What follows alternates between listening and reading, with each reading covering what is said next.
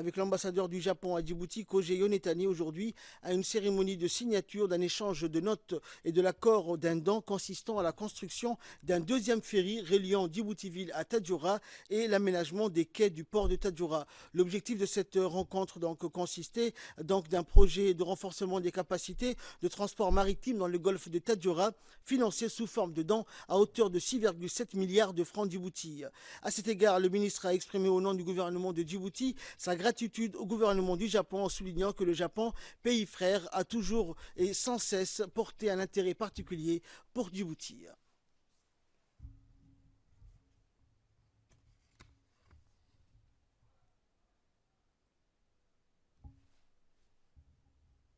Accueillir ce nouveau ferry. Ce projet s'inscrit naturellement dans les relations d'amitié et de coopération qui existent depuis plus de 40 ans entre nos deux pays, le Japon et la République de Djibouti. C'est notre souhait d'accompagner efficacement le gouvernement de Djibouti dans ses actions en faveur du développement équilibré entre les différentes régions du pays.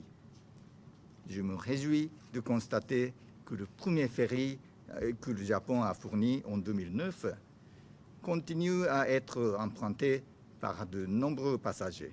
Il est fort opportun que nous puissions procéder aujourd'hui à la signature pour le projet de coopération qui a pour objectif de construire un nouveau ferry qui permet de transporter plus de passagers et de cargo et également d'assurer le service pendant la saison de Hamsin.